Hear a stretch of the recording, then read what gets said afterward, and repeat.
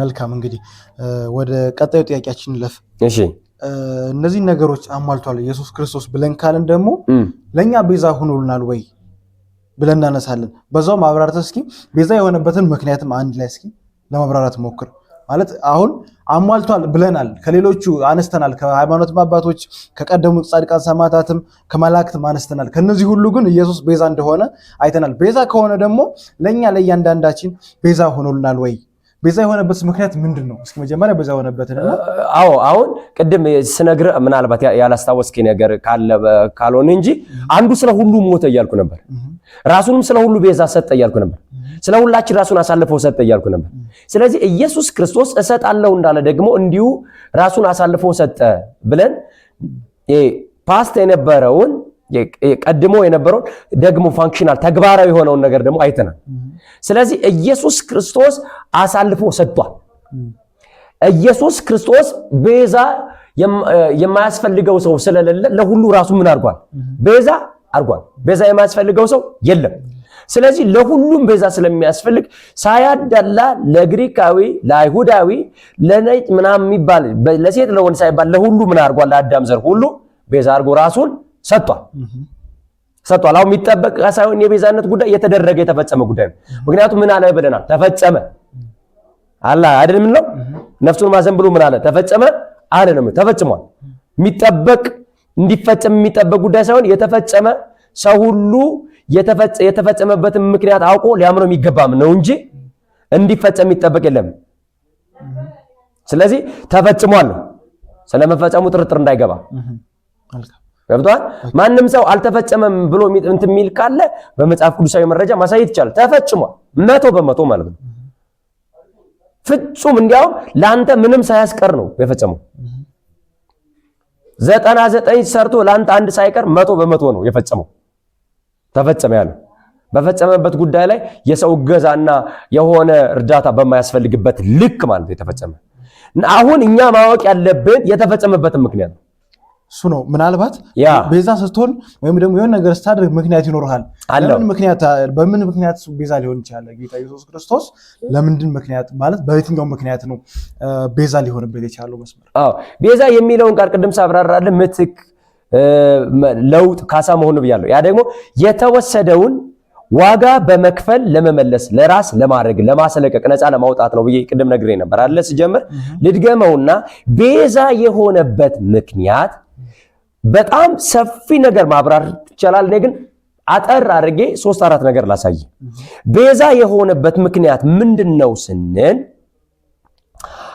አንደኛ ቤዛ ሲሆን ኃጢአታችንን ተሸክሞ የኃጢአታችንን ዋጋ ሊከፍል ከኃጢአታችን ሊያድነን ነው። ቤዛ ሲሆን የሆነው ምናችንን ተሸክሞ ኃጢአታችንን ተሸክሞ። እሱ ቤዛ ካልሆነ ተሸክሞ ነው ምናችንን የሆነው ቤዛ የሆነው። ኃጢአታችንን መጽሐፍ ቅዱሳችን ስለኛ ምን አደረገው ይላል? ኃጢአት አደረገው። በመስቀል ላይ የሚሰቀል ሁሉ የተረገመ ይሁን ተብሎ እንደተጻፈ ክርስቶስ ኢየሱስ ስለኛ በእንጨት ላይ የተረገመን አለ ሆነ ይላል። ስለዚህ ኢየሱስ ክርስቶስ ምንም እርግማንም ነውርም የማያውቀው የሰው ልጆችን እርግማን፣ ኃጢአት፣ በደል፣ ክፋት ሁሉ ተሸከመ።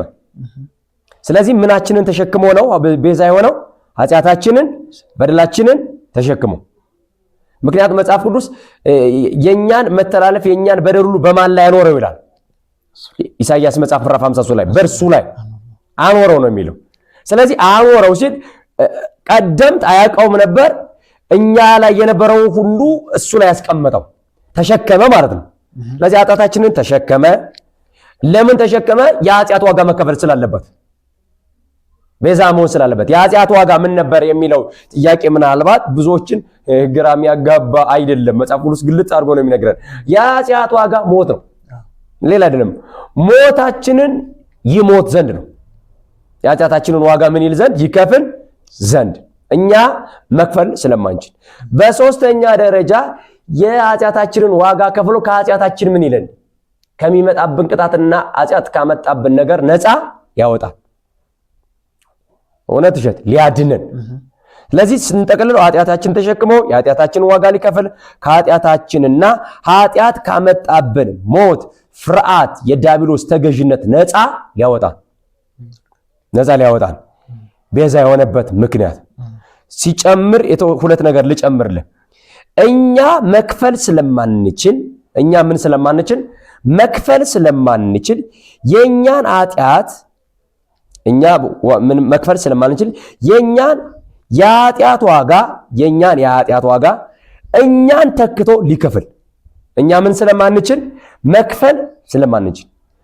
ምክንያቱም እኛማ ምንም አምጡ ተባለ ምናመጣው አልቻለም። ሰው ዓለሙ ሁሉ ቢያተርፍ ነፍሱን ግን ቢያጎድል ምን ይጠቅመዋል?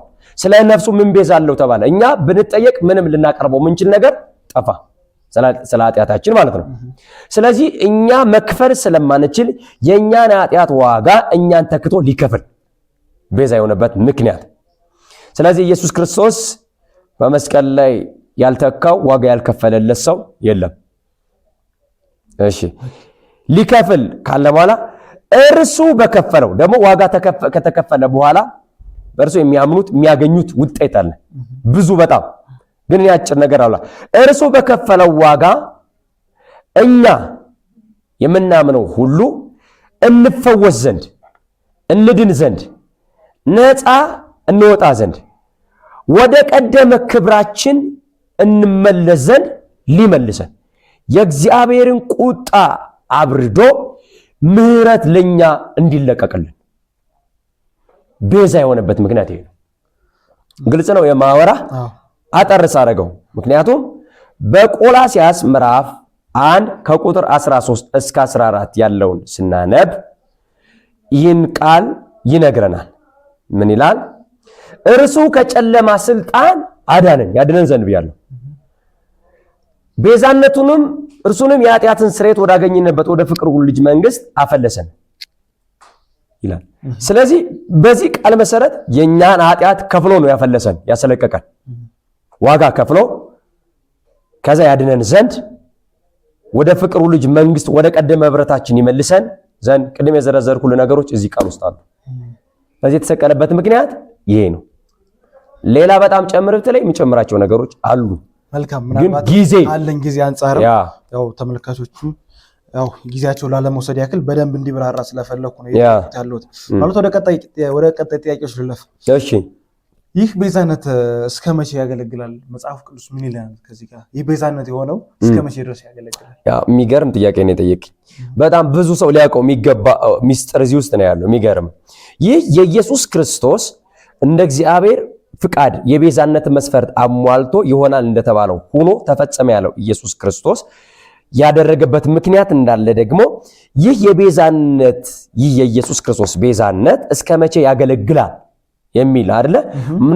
ምን ማለት ነው? ወቅቶች ይሽሩታል ወይ ያረጃል ወይ የሆነ ነገር የተካው ላይ ከሚል አስተሳሰብ ሰዎች እንዲፈወሱና ሁሉ ጊዜም አይናቸውና ትኩረታቸውን በሱ ቤዛነት ላይ እንዲያደርጉ መሰለኝ ይሄን ጥያቄ ጠየቀ። ታይም ቴብል አለው ወይም ደግሞ ገደብ አለው ሊሚት አለው ወይ ቤዛነት?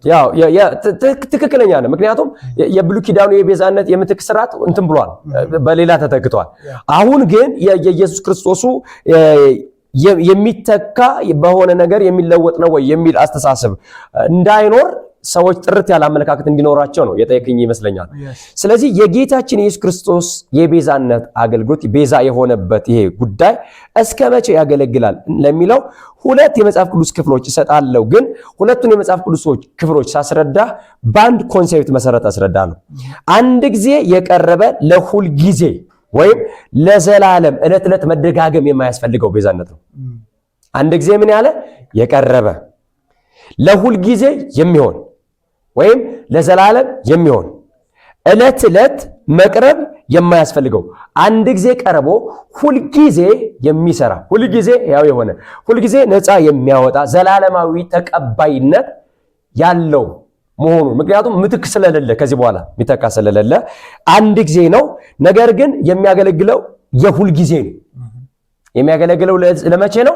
ለሁል ጊዜ ነው፣ ለዘላለም ስለሚል ይሄንን ለማስረዳት ሁለት የመጽሐፍ ቅዱስ ክፍሎች ምስክር አድርገን እናቀርብ። አንደኛ በዕብራውያን መጽሐፍ ምዕራፍ 9 ቁጥር 12 ላይ ያለውን ክፍል እንይ። ዕብራውያን 9:12 ያለውን የመጽሐፍ ቅዱስ ክፍል ስናይ አንድ ጊዜ የቀረበ ግን የዘላለም እንደሆነ ያረጋግጥልናል ማለት ነው።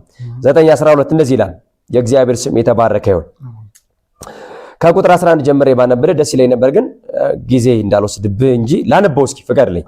ነገር ግን ክርስቶስ ይመጣ ዘንድ ላለው መልካም ነገር ሊቀ ካህናት ሆኖ በምትበልጠውና በምትሻለው በእጆችም ባልተሰራች ማለት ለዚህ ፍጥረት ባልሆነች ድንኳን በድረ ሰማያዊቱ ድንኳን ማለት ነው የዘላለምን ቤዛነት አግኝቶ የምንን ቤዛነት የዘላለምን ቤዛነት አግኝቶ አንድ ጊዜ ፈጽሞ አየህ አንድ ጊዜ የተፈጸመ ግን የመቼ ቤዛነት ነው የዘላለም ቤዛነት ነው የተፈጸመው አንዴ ነው ቀራንዮ ላይ የሚያገለግለው ግን ለዘላለም የዘላለምን ቤዛነት አግኝቶ አንድ ጊዜ ፈጽሞ ወደ ቅድስት በገዛ ደሙ ገባ እንጂ በፍየሎችና በጥጆች ደም አልገባም የፍየሎችና የጥጆች ደም ተተክቷል ጊዜ ገድቦታል አሁን የጌታችን ኢየሱስ ክርስቶስ ግን አንድ ጊዜ ነው የሚቀርበው የሚተካውም የሚገድበውም የለም ለመቼ የሚሆነው ለዘላለም የሚሆን ነው ያን ስንል አንድ ጊዜ ቀረበ ለሁል ጊዜ የሚሆን ማለት ነው ስለዚህ ምን ማለት ነው ቅድም ባነሳው መሰረት እስከ መቼ ያገለግላል ለሚለው የሰው ልጅ ወይንም ባጭር ቋንቋ የዚህ የክርስቶስ ኢየሱስ ምጽአት እስከ መጨረሻው ዘመን ይቀጥላል የሚተካው ምንም ነገር የለም እስከ ዘመን መጨረሻ እስከ ዘመን መቋጫ ድረስ ምን ይላል ይቀጥላል ወቅቶች አይተኩትም ማለት ነው ልድገምልህ 12 እስከ 14 ይሄንን ብናነበው ደስ ስለሚለኝ ማለት ነው የዘላለም ቤዛነት አግኝቶ ፈጽሞ ወደ ቅድስት በገዛ ደሙ ገባ እንጂ በፍየሎችና በጥጆች ደም አልገባም የኮርማዎችና የፍየሎች ደም በረከሱትም ላይ የተረጨ ጊደር አመድ ስጋን ለማንጻት የሚቀድስ ከሆነ ነውር የሌለው ይላል ቁጥር 14 ላይ ስማ ነውር የሌለው ሆኖ በዘላለም መንፈስ ራሱን ለእግዚአብሔር ያቀረበ በምን መንፈስ በዘላለም መንፈስ ለዘላለም የቀረበ ቤዛነት ነው ክብር ለእግዚአብሔር ይሁን ዕብራውያን 7:27 ላይ ደግሞ አንድ ነገር ልጨምርልና እናጽ ነው 7:27 ላይ እንደዚህ ይላል እርሱም ይላል እርሱም የተባለው ቤዛ የሆነው ጌታችን ኢየሱስ ክርስቶስ ነው እርሱም እንደነዚያ ሊቀ ካህናት አስቀድሞ ስለ ራሱ ኃጢአት በኋላም ስለ ሕዝቡ ኃጢአት ዕለት መስዋዕት ሊያቀርብ አያስፈልገው ዕለት ምን ሊያቀርብ መስዋዕት ሊያቀርብ አያስፈልገውም ምክንያቱም መስዋዕቱ አንዴ ቀረበ ለሁል ጊዜ የሚሆን ስለሆነ በአንድ ቀን ውስጥ አገልግሎቱን የማይጨርስ ለሁል ጊዜ የሚሆን ስለሆነ ዕለት መቅረብ አያስፈልገውም ስለዚህ የኢየሱስ አንዴ ቀረበ ለስንት የሚሆን ነው ለዘላለም ለሁል ጊዜ የሚሆን ነው ለዛ ነው መጽሐፍ ዕለት መስዋዕት ሊያቀርብ አያስፈልገውም ለሁል ጊዜ ሆነ ስለሆነ ሁል ጊዜ የሚሰራ ስለሆነ ጊዜ የማይገድበው ስለሆነ የማያረጅ ስለሆነ ሕያው የሆነ ስለሆነ እስከ ዘመን ፍጻሜ ድረስ ምን ይላል ያገለግላል እሺ መልካም እንግዲህ ምናልባት ሰዎቹ ሊታመኑበት ይገባል ቤዛነት ከኢየሱስ ክርስቶስ ውጪ የለም እያልከን ነው ምናልባት ባለፈ ነገር ሰው ቢመካ አልፏል በፍየል ወይም በበግ ደም እንዳልሆነ ያስረዳን ነው ቤዛነት ያለው ኢየሱስ ጋር ብቻ ነው ቤዛ መሆን የሚችለው ኢየሱስ ብቻ ነው እያልከን ነው መልካም ወደ መጨረሻው ጥያቄ ደርሻለሁ እሺ በሌላ መተካት ወይም ደግሞ ማጠጋጋት ምናልባት ሰዎችን ምናልባት ቅዱሳን መላእክትን ወይንም ማድረግ እንችላለን ኢየሱስ ክርስቶስ ቤዛነትን እሱን ነጥለን አውጥተን በዛ ፈንታ ግን ሌሎችን ማስጠጋት እሱ ጋር እንኳን ማድረግ እንችላለን ማጠጋጋት መተካት እንችላለን አችልም ምን ይላል ስለዚህ መጽሐፍ ቅዱስ ጥሩ በፍጹም መተካት ማችለው ጉዳይ ነው ብቻውን የከፈለው ቅድም የነገርኩ መስፈርቱን አሟልቶ የተገኘ እርሱ ነው የሆነም እርሱ ነው ሌሎች በፍጹም መተካት አይችሉም ለምሳሌ በሌላ መተካት ለምን እንደማይቻል ላስረዳ አንድ ጊዜ ለሁል ጊዜ ሆነ ነው ይህንን ደግሞ መጽሐፍ ቅዱሳችን ለዘላለም አድርጎ ያቆመው አይተካም ምክንያቱም ምንድነው ካልክ በሮሜ መጽሐፍ ምዕራፍ 3 ቁጥር 25 ላይ የመሰለኝ የሚናገረው ሮሜ መጽሐፍ ምዕራፍ 3 ቁጥር 28 ላይ በምንም መተካት እንደማይችል ይነግራል 3:25 ላይ እንደዚህ ይላል ምን እንደሚል ስማኝ እርሱንም ይላል ምክንያቱም ከላይ ቁጥር 24 ላይ ምን ይላል ቁጥር 24 ላይ በኢየሱስ ክርስቶስም በሆነው ቤዛነት በኩል እንዲያው በጸጋው ይጸድቃሉ ይላል በማን በኩል በሆነው በኢየሱስ ክርስቶስ ስለዚህ በኢየሱስ ክርስቶስ ሌላ ቤዛ የሚሆን የለም ኢየሱስ ክርስቶስ ብቻ ነው የሆነው ስለዚህ በኢየሱስ ክርስቶስ በሆነው ቤዛነት በኩል እንዲሁ በጸጋው በኢየሱስ ክርስቶስ በሆነው ቤዛነት በኩል እንዲያው በጸጋው ይጸድቃሉ ይልና ይህንን ደግሞ እርሱንም ይላል ይህን ቤዛነት እርሱንም እግዚአብሔር በእምነት የሚገኝ በደሙም የሆነ ማስተሰሪያ አድርጎ አቆመው ምን አለው አቆመው ነው የሚለው ለዘላለም አድርጎ አቆሞታል ምን ማለት ነው? አቆመው ማለት አይተካም፣ አያረጅም፣ ዘመን አይሽረውም፣ አይለወጥም፣ ማንም አይጠጋጋውም። የሁል ጊዜ ነፃ የሁል ጊዜ ማዳን የሚችል ሕያው ሆኖ የቆመ ነው። አቆመው ነው የሚለው። ስለዚህ እግዚአብሔር ያቆመውን ሰዎች ሌላ ወደ አቆመው ማጠጋጋትም ስልጣን አልተሰጣቸውም። ሲጀመር ማጠጋጋትም ቢፈልጉ የሚያጠጋጉት ምንም አካል የለም። የሚያጠጋጉት ምንም አካል የለም። ለምን ቢባል ሰዎች እግዚአብሔር ያቆመውን ቤዛ አድርጎ የሰጠንን የተሰቀለውን ክርስቶስን ይሰብካሉ። በዚህም ነገር ላይ ጸንተው ይኖራሉ እንጂ አይጨምሩም፣ አይቀንሱም።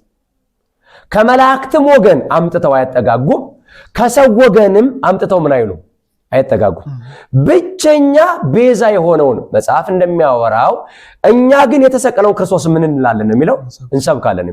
የተሰቀለውን ክርስቶስን ብቻ ይሰብካሉ እንጂ የተሰጣቸው ድርሻ እኛ ይላል። እንዲያው መጽሐፍ ቅዱሳችን ስለ ክርስቶስ ምኖች ነን? መልእክተኞች ነን የሚለው።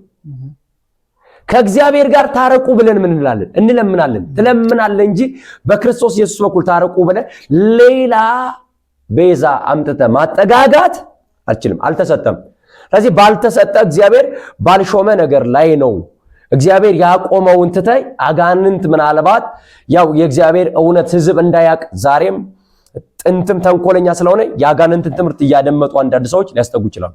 ያጋንንትን ትምህርት ካላደመጥክ በስተቀር ኦብሰስ ካላረገ በስተቀር አጋንንት በኢየሱስ ክርስቶስ ቤዛነት እንኳን አይደለም፣ በደም ስማኝ፣ እንኳን አይደለም ሰውን ማርያምን በል ነቢያትን በል ማንም በል ልታስጠጋጋ ይቅርና ከመላእክትም ወገን ልታስጠጋጋ ይቅርና ከስላሴ መካከል እንኳን አብንና መንፈስ ቅዱስን አምጥተህ ማስገባታችን።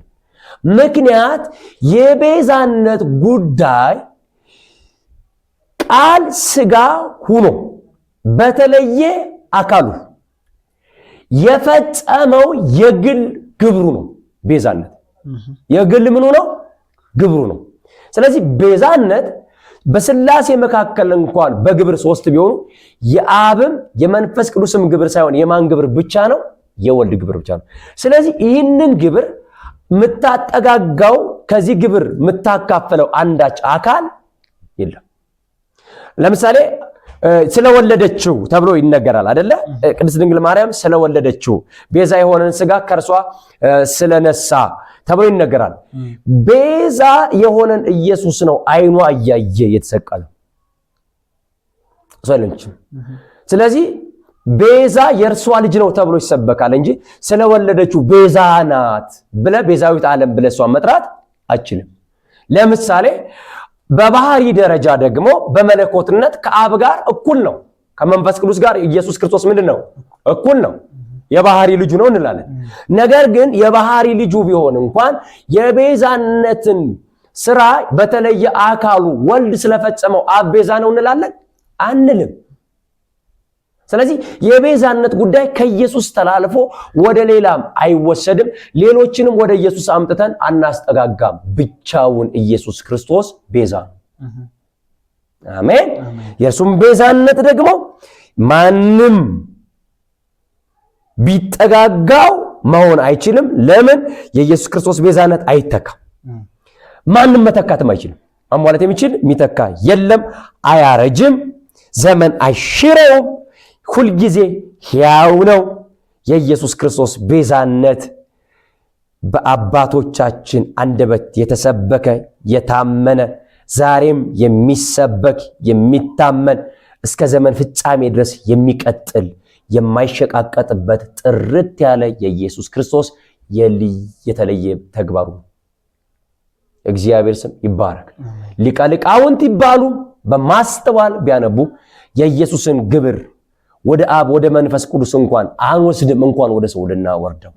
ማንም በዚህ ስም አይጠራም። ምክንያቱም ስም ምንን ግብርን ስለሚያመለክት ኢየሱስ ሲጠራ ግብሩ ማንነቱም ስለሆነ ቤዛ ስንለው ምኑም ስለሆነ ግብሩም ማንነቱም ፍጻሜም ራሱ ስለሆነ ነው ቤዛ የምንለው።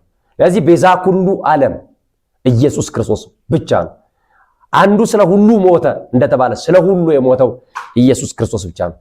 ነፍሱን ስለ ብዙዎች አሳልፎ ሰጠ የተባለው ብቸኛ ሲንግል ፐርሰን ኢየሱስ ነው። ስለዚህ ማንም አይጋራው። በትምህርት ሂደት አትጋራው፣ ገዳም ገብታ አትጋራው፣ ሰው መጽሐፍ ጽፎልህ ተደርሶልህ አትጋራው። ገብቷል? ተገለጠልኝ ብለህ እንኳን አትጋራው። ቤዛነት የጌታችን የኢየሱስ ክርስቶስ የተለየ ግብሩ ነው። ከሥላሴ መካከልም ቢሆን ከፍጥረት መካከልም ከመላእክት መካከልም የሱን ቤዛነት የሚተካ የሚጠራበት ማንም የለም። ስለዚህ አንተም ወንድሜ ከኢየሱስ ክርስቶስ በቀር ማንም ቤዛ እንደሌለ ለሕዝብ ተናገር። ስለዚህ ኢየሱስ ክርስቶስ ቤዛ ነው። የእግዚአብሔር ስም ይባረክ። ጥያቄ ካለ መቀጠል ትችላለህ። እንግዲህ ጥያቄዎቻችን ለዛሬ መምህር እዚህ ጋር እናበቃለን። አቅጣሪያችንና ክብረ ስለተገኘህና ምናልባት እንደውም እስኪ ድል ልስጥና ለመጨረሻ የምታስተላልፈው ነገር ካለ ለ11ኛው ሰዓት የዩቲዩብ ቻናል ቤተሰቦች በዚሁ ከቤዛነት ጋር በተያያዘ እስኪ 2 ደቂቃ ልፍቀድል የምትላቸው ነገር ካለ። መልካም። ያው የምለው ነገር እኔ ድነት የጌታችን ኢየሱስ ክርስቶስን ቤዛነት ከማወቅ ጋር የተያያዘ ስለሆነ ቤዛነት የሚለውን ጉዳይ ሰው በሌላ ከተካው ህይወቱን ሁሉ ሊያጣ ይችላል። አደጋ ውስጥ ሁሉ ነው የሚገባው። በጣም ስለመነኮታዊ መረዳቱ ሁሉ ድብልቅልቁ ነው የሚወጣው። ስለዚህ የጌታችን ኢየሱስ ክርስቶስን ቤዛነት ሰው ጠንቅቆ ሊያውቀውና ሊረዳው የሚገባ ጉዳይ ነው። ሲቀጥል በዚህ በ11ኛው ሰዓት ላይ እኔ ማስተላለፈው መልእክት ብዙዎችን ኢንሳይድሪ ስለማወራ ለዘመናት ተሸፍኖ የቆየ ነው። ብዙዎች ቤዛ ኢየሱስ ክርስቶስ እንደሆነ ከሚያውቁት በላይ ማርያም እንደሆነች ነው የሚያውቁት። ስለዚህ ኢየሱስ ክርስቶስ ቤዛ እንደሆነ ህዝቡ ማወቅ ስላለበት ስለ ኢየሱስ ክርስቶስ ቤዛነት ልንማር፣ ልናቅ፣ ልናሳውቅ፣ ልንሰብክ ከትላንትናው በላይ ልንታጠቅ ይገባናል። ብዙ ሊቀ ሊቃውንት የሚባሉ ሊቅነታቸው ወደ ኢየሱስ ክርስቶስ ሌሎችን ማስጠጋት ከሆነ ምናልባት ሊቅነታቸው ከእግዚአብሔር መንግስት የተቀዳ ሳይሆን ከሌላ መንግስት ሊሆን ስለሚችል መጠንቀቅ ያስፈልጋል። መጠንቀቅ በጣም ያስፈልጋል። ለዚህ በዚህ ጉዳይ ላይ መወያየትም ደግሞ የሚፈልግ ጥያቄም ያላችሁ ሰዎች ካላችሁ ስልኬ ምናልባት ቪዲዮ ላይ ይቀመጥላችሁ ይሆናል። ጠይቁኝ፣ ደውሉልኝ፣ እናወራለን። በሌሎች የመጽሐፍ ቅዱስ ርዕሶች ላይ ደግሞ ደግመን በሌላ እስከንገናኝ ድረስ የእግዚአብሔር ጸጋ የጌታችን የኢየሱስ ክርስቶስ አብሮነት፣ ሰላሙ፣ ፍቅሩ፣ ቸርነቱ አይለያችሁ። በጣም አመሰግናለሁ። ወንድማችሁ አባይነህ ነኝ። እግዚአብሔር ይባርካችሁ። ደግሞ ለብዙዎች እንዲደርስልኝ ከይቅርታ ጋር ይህንን መልእክቴን ለብዙዎች እንዲደርስልኝ ይህንን የዩቲዩብ ቻናል ሰብስክራይብ፣ ሼር በማድረግ አብራችሁ ቀኛችሁን ስጡኝ። እናገልግል። የጌታን መንግስት የጌታን ቤዛነት እንስበክ። እግዚአብሔር አምላክ በነገር ሁሉ ዘመኑ ወንጌል የሚሰበክበት ዘመን አድርጎ ሰጥቶናል። እግዚአብሔር ይባርካችሁ። ጸጋና ሰላም ከእናንተ ጋር ይሁን። አመሰግናለሁ።